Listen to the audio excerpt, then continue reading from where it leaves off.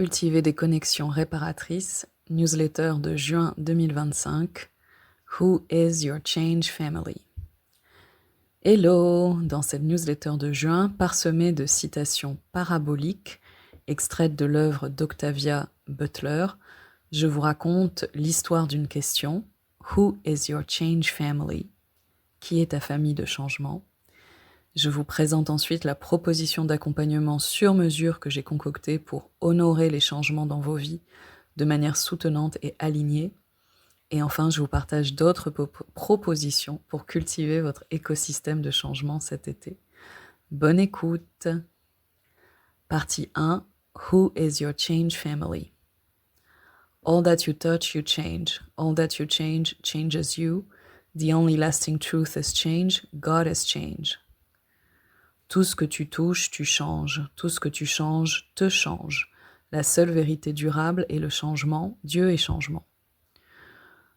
Vous connaissez peut-être déjà cette citation qui est au cœur de l'ouvrage La parabole du semeur, publié en 1993 et écrit par l'autrice noire américaine Octavia E. Butler, qui décrit de manière violente et prophétique le monde dans lequel nous évoluons aujourd'hui, caractérisé par les catastrophes climatiques, le racisme systémique, la montée du fascisme.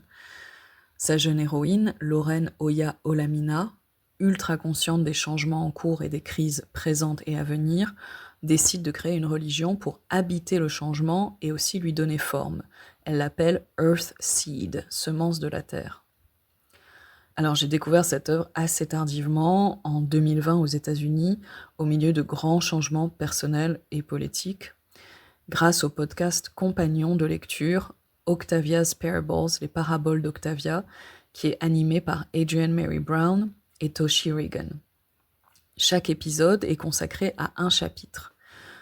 Adrienne et Toshi le résument et posent aux auditeuristes des questions qui permettent à chaque fois de faire le lien entre le livre et nous, le livre et notre monde actuel, le livre et notre rôle dans ce monde. Et je pense que mon expérience de lecture, ou plutôt d'écoute, puisque c'est en livre audio que je suivais les pérégrinations de Lorraine, aurait été radicalement différente si je n'avais pas eu cet accompagnement sensible et engagé tout du long. Toshi Reagan et sa mère, la célèbre chanteuse activiste Bernice Johnson Reagan, ont créé un opéra à partir des paraboles et certaines des magnifiques chansons de cette création rythmaient le podcast et me soutenaient au fil de ma progression. Adrienne et Toshi nous rappelaient aussi régulièrement de prendre un moment pour digérer les passages les plus difficiles. C'était une expérience d'apprentissage à la fois passionnante et difficile, qui était rendue possible par le soin et la dimension collective du processus. Leur approche m'a beaucoup inspirée pour mes cours quand j'étais prof aux États-Unis, et elle continue à animer mes propositions d'accompagnement aujourd'hui. Dans l'épisode 10 du podcast consacré à la parabole des talents, qui est la suite de la parabole du semeur, qui vient d'ailleurs challenger et complexifier le monde du premier tome, on est en juillet 2033 et on assiste à un moment important dans la communauté rassemblée par Lorraine. À la suite de cet événement important, des questions émergent sur les prochaines étapes à suivre. Changer ou continuer, se déplacer ou rester pour développer le changement sur le temps long. Des membres de la communauté sont désignés dans ce chapitre comme Change Sister, Change Brother, Change Uncle, Change Aunt. Et Adrienne Marie Brown nous pose alors cette question, à nous les auditeuristes, Who is in your change family? Qui est ta famille de changement? Ou plutôt, comme famille est utilisée au sens large de communauté ici, qui fait partie de ton écosystème de changement? Qui sont les êtres, les personnes, les ressources qui t'accompagnent pour reconnaître le changement, faire face au changement, traverser le changement, mais aussi incarner le changement? Alors la question est loin d'être évidente et je n'ai pas trop su quoi répondre la première fois que je l'ai entendue. Ce qui m'est venu d'abord, c'est que j'ai passé en revue les contextes familiers où les changements, collectifs et individuels, étaient au contraire ignorés, freinés ou peu encouragés. Ou alors, ce qui m'est venu, c'est par exemple les interactions où on se force à changer, où on nous force à changer pour nous conformer à certaines normes. Ou alors les moments où on ne nous laisse pas le temps de processer les changements, où il faut vite passer à autre chose. Et vraiment par hasard, je me suis aussi rappelée du slogan de François Hollande aux élections de 2012, « Le changement, c'est maintenant ». Au secours! Donc tout ça m'a fait ressentir du deuil, de la tristesse et de la confusion, la première fois que j'ai entendu cette question. Et vous, comment est-ce que vous comprenez cette question et quelles émotions elle fait émerger en vous? Alors peu à peu, des réponses sont venues et je crois, en fait, que j'ai passé les 5 dernières années et continue encore aujourd'hui à me constituer cette change family, cet écosystème de changement. C'est-à-dire à tisser un écosystème de proches, de collègues, d'artistes, d'activistes, d'accompagnantes, d'êtres vivants, de pratiques qui reconnaissent les changements importants ou bouleversants qu'on vit individuellement et collectivement, font de la place aux émotions qui émergent en nous face à ces changements et proposent de l'apprentissage et du soin pour les traverser ensemble et incarner nous aussi le changement. Et j'ai décidé, du coup, il y a 2 ans maintenant, de devenir moi-même une partenaire d'apprentissage et de soins pour être, si vous le souhaitez bien sûr, un élément soutenant dans votre écosystème de changement. En effet, toutes mes propositions d'accompagnement, que ce soit l'atelier S'enraciner, résister, rêver, les cercles de la rivière, l'atelier Les Wanderers, les ateliers vocaux-textos, ont pour but de vous aider à ressentir, visualiser et honorer les émotions liées aux changements individuels et collectifs qu'on traverse dans nos écosystèmes relationnels et aussi à y créer des changements nourriciers. Mais c'est dans ma proposition Honorer nos cœurs à vif, accompagnement à la création de rituels soutenants pour honorer les changements dans vos vies, que c'est le plus explicite. Partie 2, Honorer nos cœurs à vif, accompagnement sur mesure pour honorer les changements dans vos vies. Alors, Honorer nos cœurs à vif, c'est la seule proposition d'accompagnement individuel dans mon écosystème d'accompagnement. En général, on se retrouve en mini-groupe lors des ateliers et des cercles, mais pour ce sujet précis, j'avais envie de faire du sur-mesure. Donc cette proposition, elle part du constat suivant. Pour faire face aux changements continus que nous traversons, prendre le temps d'honorer les changements dans nos vies est une pratique qui peut nous permettre de les traverser en nous sentant plus ancrés et alignés. Mais, dans le monde dans lequel on vit, c'est-à-dire celui d'où je parle, un contexte eurocentrique, imprégné des normes générées par le néolibéralisme, le patriarcat, le colonialisme et le validisme, je constate 3 choses. Tout d'abord, on est dans un état d'urgence permanent qui nous permet rarement de prendre le temps de ressentir et d'honorer les changements, de marquer le coup. Deuxièmement, on est souvent encouragé à faire comme si de rien n'était, pour la plupart des changements que nous traversons, ou à les vivre seuls. Troisièmement, les rituels à notre disposition pour honorer les changements que nous traversons sont limités et normés. Par exemple, il existe bien des rituels pour certaines étapes de vie reconnues comme importantes. Les diplômes, les mariages, les naissances, les départs à la retraite, les anniversaires, mais aussi les décès.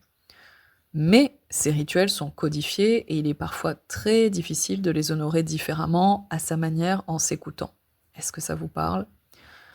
À l'inverse, beaucoup de changements importants dans nos vies, et les émotions variées qui les accompagnent, sont peu, voire pas du tout honorés. Donc là, je vous donne une liste que j'ai vraiment constituée de manière spontanée.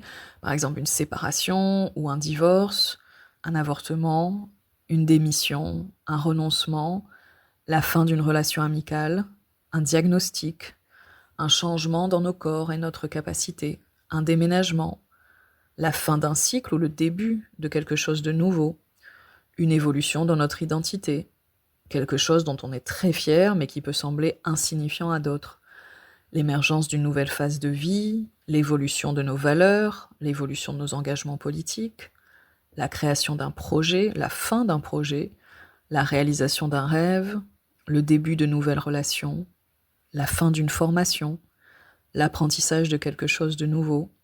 Comme vous voyez, la liste est longue. Est-ce qu'il y a d'autres exemples qui vous viennent de changements importants dans nos vies pour lesquels on a peu de rituels à disposition pour les honorer? Alors ces changements, comme vous avez vu avec cette liste, peuvent être des transitions, des deuils, des célébrations, et parfois tout ça à la fois. Et moi, je suis intimement persuadée que prendre le temps de les honorer d'une manière qui nous convient peut être extrêmement soutenant. Honorer les changements dans nos vies, pour moi, c'est nous accueillir entièrement dans notre authenticité et notre complexité. Ritualiser le changement, pour moi, c'est accorder de l'importance à ce qui a été et ce qui est à venir, mais aussi cultiver notre créativité, quelle que soit la manière dont elle s'exprime, et notre lien au monde. Et c'est pour ça que j'ai créé Honorer nos cœurs à vif, pour vous aider à prendre le temps d'honorer vos changements, mais d'une manière alignée avec vos besoins, vos limites, vos valeurs et vos contextes. Alors qu'est-ce que vous avez besoin d'honorer dans votre vie, là, maintenant? Et comment? C'est ce que je vous aide à identifier en mettant mon attention, ma curiosité, mon écoute et mes questions au service de vos besoins et de votre créativité. Le temps d'une, 2 ou 3 sessions, en fonction des besoins.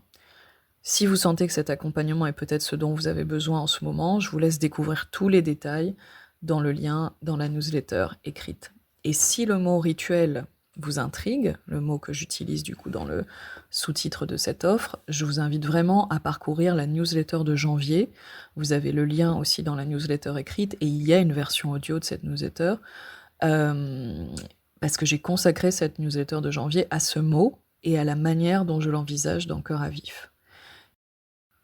Partie 3. D'autres propositions pour cultiver votre écosystème de changement cet été. Voici plusieurs autres propositions pour nourrir votre écosystème de changement cet été. Dans l'ordre, les cercles de deuil collectif La Rivière, les cercles d'apprentissage collectif À la Racine, pour découvrir l'œuvre de Frantz Fanon, le programme Joue ton jeu d'Estelle Niana, où je proposerai un rituel pour honorer les changements dans nos visions entrepreneuriales, et enfin, quelques recommandations pour continuer à explorer le changement avec Octavia Butler. Alors, toutes les dernières semaines de chaque mois, j'organise un cercle de deuil collectif qui s'appelle La Rivière. Dans La Rivière, l'idée, c'est d'accueillir les deuils qu'on ressent face aux changements individuels et collectifs, et aussi d'envisager nos deuils comme créateurs de changements. Alors, je t'explique un petit peu l'idée de ce cercle. Est-ce qu'on t'a souvent dit que tu es trop sensible, idéaliste, trop radical, trop rabat-joie, et je cite qu'on ne peut pas accueillir toute la misère du monde? Est-ce que ton cœur déborde souvent face à ce qu'on appelle l'actualité? Est-ce que tu es épuisé par les émotions quotidiennes que tu ressens face à la violence continue du monde dans lequel on vit? Ou est-ce qu'au contraire, tu n'as même pas une minute pour leur faire de la place et les ressentir? Est-ce que tu as souvent le cœur lourd face à l'impact du capitalisme, du patriarcat, du colonialisme et du validisme sur nos vies? Est-ce que tu as l'impression que cette peine est comme une cascade contenue trop énorme à ressentir pour une seule personne? Alors si c'est le cas, soutiens. Moi aussi je ressens tout ça et je t'invite à un rituel de soins créatifs pour prendre soin de nos cœurs brisés ensemble et pour que nos peines, ainsi honorées, circulent et viennent abreuver nos luttes et nos rêves pour faire advenir les changements qu'on désire tant.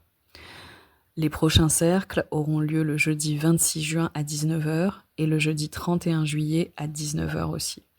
19h à 20h30 à chaque fois. Et donc tu as toutes les infos dans le lien de la newsletter écrite. Hâte de t'y retrouver. Nous pouvons, chacune de nous, faire l'impossible tant que nous pouvons nous convaincre que ça a déjà été fait avant. Octavia Butler, Parabole des talents, 1998, chapitre 10. Chaque génération doit, dans une relative opacité, découvrir sa mission, la remplir ou la trahir. Frantz Fanon, Les damnés de la Terre, 1961. J'ai choisi ces deux citations, donc celle du chapitre auquel est consacrée cette newsletter dans la parabole des talents, et cette citation de Fanon, puisque tout le mois de juin, et maintenant tout l'été, je pense, tous les lundis soirs, ou un lundi soir sur 2, ça dépend, je propose un cercle d'apprentissage collectif que j'ai appelé À la Racine, rencontrer Fanon, pour découvrir ou redécouvrir ensemble l'œuvre de Frantz Fanon. Et l'idée, c'est d'étudier le passé pour comprendre le présent, mais aussi changer le présent. Donc voilà, tout l'été, on se retrouve en visio pour découvrir Fanon. En fait, chacune à sa manière. Donc ça peut être par lecture, par podcast, par vidéo, etc. pendant 1 heure. Vous venez vraiment quand vous voulez, où vous pouvez. C'est très informel. Cette proposition est gratuite, mais si vous souhaitez faire un don, je l'utiliserai pour acheter des eSIM pour la Palestine. Et vous avez toutes les infos aussi dans le lien de la newsletter pour mieux comprendre en quoi consiste ce cercle. Et j'ai hâte de vous y retrouver si ça vous intéresse aussi. Le chapitre 10 de la parabole des talents est aussi, il est vraiment très dense ce chapitre, c'est aussi le chapitre où Lorraine exprime pour la première fois l'intégralité de sa vision à voix haute parce qu'elle est dans une relation assez sécurisante pour le faire.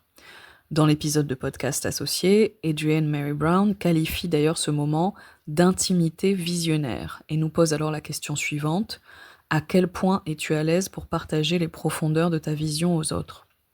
Avec qui est-ce que tu la partages? Et ce sont exactement les questions qui ont poussé Estelle Niana à créer Joue ton jeu, un accompagnement pour aider les entrepreneurs engagés à identifier, exprimer et incarner leur vision dans un cadre soutenant et dans lequel j'interviendrai début juillet. En effet, j'aurai la joie de faciliter un rituel de soins créatifs pour honorer les clôtures et les ouvertures dans nos visions pro, dans ce programme d'Estelle Niana, Joue ton jeu, aux côtés de Julia Espérance et Cindy Nippo. Joue ton jeu, c'est une expérience d'accompagnement personnalisée pour entrepreneurs engagés, et l'objectif, c'est favoriser l'émergence de votre vision et vous entraîner à la ressentir, à la vivre, à l'incarner auprès d'un collectif de pairs. Donc si ça vous parle, si ça vous dit, si ça éveille quelque chose en vous, vous avez aussi le lien pour toutes les infos de ce programme dans la newsletter. Et enfin, je vous ai rajouté quelques ressources pour... en fait, j'ai traduit ici les citations, mais je vous propose des pistes pour découvrir et explorer en français l'héritage puissant d'Octavia Butler, mais aussi le genre de l'afrofuturisme. Et je vous recommande vivement les blogs, les œuvres et les interventions précieuses des autrices-chercheuses que sont Laura Nsafou, qu'on peut aussi retrouver sous le pseudonyme Mrs. Roots, et Isis Labo-Caberia, qu'on peut retrouver aussi sous le pseudonyme La Griotte Vagabonde. Donc vous avez plusieurs liens dans la newsletter écrite. Et vraiment, merci à elles infiniment pour leur analyse et leur transmission si importante sur l'œuvre d'Octavia et la manière dont elle les incarne. Enfin, je voulais terminer cette newsletter en remerciant Elena Solano, une personne importante dans ma famille de changement, avec qui j'ai eu la joie d'organiser un rituel collectif le 24 juillet 2024 pour honorer la date qu'Octavia Butler avait choisie pour débuter la parabole du semeur. Presque un an s'est écoulé depuis, tant de choses ont changé et tant de choses restent tragiquement les mêmes. Qu'est-ce qui a changé pour vous depuis juillet 2024 ? Et comment est-ce que vous pourriez prendre un petit moment pour honorer ces changements? En 1993, Octavia Butler écrivait, ou plutôt Lorraine Olamina, la protagoniste principale de la parabole du semeur, écrivait dans son journal, quelques mois avant ses 16 ans. Samedi 26 avril 2025. Le fait de nommer une chose, lui donner un nom ou le découvrir aide à sa compréhension. Ainsi, cette croyance mienne que Dieu et changement s'appellera semence de la terre. D'avoir nommé mon projet renforce incroyablement ma conviction. Aujourd'hui, donc, j'ai trouvé le nom. Je l'ai trouvé tandis que je semais des graines dans le jardin et que je pensais à la manière qu'ont les plantes de s'ensemencer elles-mêmes sur de vastes territoires. Ainsi, que vous soyez un être humain, un insecte, un microbe ou une pierre, ces vers expriment une vérité profonde. Tout ce que tu touches, tu le changes. Tout ce que tu changes, te change. La seule vérité permanente est le changement. Dieu est changement. J'ai écrit un tas de trucs sans valeur dans ces carnets, et une fois que j'aurai séparé le bon grain de l'ivraie, j'aurai quelque chose de valable à faire lire à ceux qui sauront prêter plus d'attention à mon écriture qu'à mon âge. Je me servirai de ces écrits pour les arracher à un passé en décomposition et peut-être les encourager à se sauver eux-mêmes et à bâtir un avenir qui a du sens. Voilà, merci pour votre écoute et à très bientôt. Je vous envoie plein de soutien pour cette fin du mois de juin. Hello de nouveau. Et oui, la newsletter n'est pas terminée. Comme vous le savez, si vous l'écoutez ou la lisez depuis un moment déjà, il y a en fait une mini newsletter dans la newsletter, comme si mes newsletters n'étaient pas déjà assez longs comme ça, lol. Je consacre en effet cette rubrique bonus, qui est donc cet encadré vert à la fin de ma newsletter écrite, à parler d'un sujet dont on ne parle plus depuis bien longtemps, ou en tout cas au passé, c'est-à-dire la pandémie de Covid, malheureusement toujours en cours aujourd'hui. Et au chapitre 5 de la parabole du semeur, qui se déroule dans le récit d'Octavia Butler en mars 2025, Lorraine et son amie Joanne parlent justement d'épidémie. Au moment où le récit se déroule, une épidémie de rougeole ravage New York et le New Jersey, et Joanne s'étonne que cette maladie puisse à nouveau causer la mort. Lorraine, elle, n'est pas étonnée. Le système immunitaire des gens est énormément affaibli pour plein de raisons. En 2025, aux États-Unis, aujourd'hui, l'épidémie de rougeole a fait 3 morts. Et ce sont les premiers morts de la rougeole depuis 2015. Et la montée des mouvements anti-vaccins suite aux 2 premières années de la pandémie de Covid, la précarité grandissante et la destruction d'un système de santé déjà délétère, mais aussi l'impact énorme des infections Covid à répétition sur le système immunitaire ces 5 dernières années, expliquent en partie cette recrudescence et ces décès.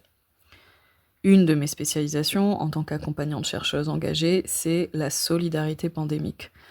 L'expression vient à ma connaissance du collectif Pandemic Solidarity for the Long Future. Elle est plutôt appelée en France autodéfense sanitaire. L'objectif, c'est de s'entraider à changer la manière dont on envisage collectivement les pandémies. Parce qu'une gestion néolibérale et policière, c'est non, mais faire comme si de rien n'était, c'est non aussi. Alors la solidarité pandémique, c'est quoi ? Pour moi, ça consiste à, d'abord, reconnaître que la pandémie est toujours en cours. Et je sais que c'est très dur, vu à quel point on a été traumatisé par 2020 et 2021.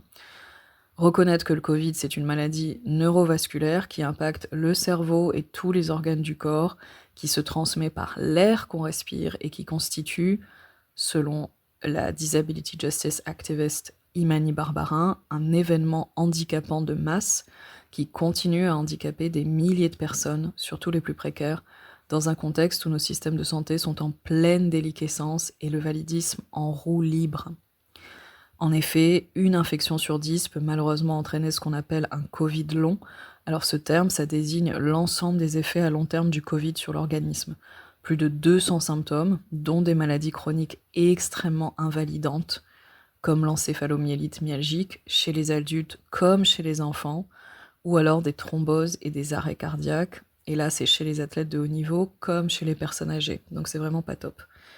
Et le deuxième volet de la solidarité pandémique pour moi, une fois qu'on s'informe sur ces choses-là, c'est de mettre en place des pratiques de réduction de risque, de partage d'informations, d'entraide matérielle et de soins communautaires pour co-créer ensemble des outils qui nous permettent de changer de paradigme et de cultiver des pratiques de soins pandémiques collectives, ancrées dans des valeurs anti-validistes, antifascistes, anticapitalistes, queer et décoloniales. Alors aujourd'hui, j'avais envie de vous partager des initiatives qui mettent du baume à mon cœur vif, mon cœur à vif d'accompagnante Covid cocheuse. Ce dimanche 22 juin, l'artiste Phytocène organise le premier concert Covid cocheuse en France pour la release party de son nouvel album Au Petit Bain à Paris. Elle a travaillé en collaboration avec l'ARA, Association pour la réduction des risques aéroportés, et avec MassBlock Paris pour installer des purificateurs d'air dans la salle et fournir des masques FFP2 au public. Dans une interview pour Modzik, Phytocène dit « Je veux sensibiliser mon public à l'antivalidisme et à l'anti-eugénisme, des sujets qui me tiennent autant à cœur que le féminisme et la lutte contre toutes les discriminations. Je souhaite créer une communauté où l'on prend soin les uns des autres sans ignorer l'impact des infections virales. » Le 11 juin, l'association Winslow a organisé, avec le soutien de la vice-présidente de l'Assemblée nationale et députée LFI Nadège Abomangoli, la première table ronde sur le Covid long à l'Assemblée, en présence aussi de Gwen Fauchois, qui est l'ex-vice-présidente d'ACT UP. Le 7 juin, c'était la Pride des banlieues, et leur protocole d'accessibilité comportait une partie du cortège calme et en autodéfense sanitaire avec masque. Merci à leurs gars et aux bénévoles pour leur encadrement et leur bienveillance. Et d'ailleurs, pendant la marche, il y a des soignantes et des patientes queer racisées qui ont aussi partagé leurs récits de violences médicales, racisme systémique, transphobie, abandon institutionnel, avec un die-in puissant et bouleversant. Le 5 et 16 juin, Winslow, l'association que j'ai mentionnée juste avant, a aussi organisé avec le syndicat des jeunes médecins généralistes un cycle de conférences en ligne sur le Covid long et ses outils de prévention. Et le replay est disponible en ligne avec la participation du MassBlock Bordeaux et de la Psy Révoltée. Le Masque Bloc Bordeaux, quant à lui, a sorti un guide super pratique pour aider à trouver et choisir le masque FFP2 idéal pour l'été, avec des couleurs estivales. Let's go. L'ARA, donc l'Association pour la réduction des risques aéroportés, a aussi mis en place un outil pour suivre la circulation du Covid dans les différentes régions de France, en traduisant par des graphiques les bases de données qui détectent les taux de Covid dans les eaux usées. Enfin, Radical Birding a créé pour Pride des stickers Covid cautious trop beaux, dont les recettes seront reversées à la cagnotte d'une famille palestinienne. Et vous avez dans la newsletter écrite tous les liens pour explorer toutes ces infos et les découvrir. Merci beaucoup pour votre écoute, à bientôt.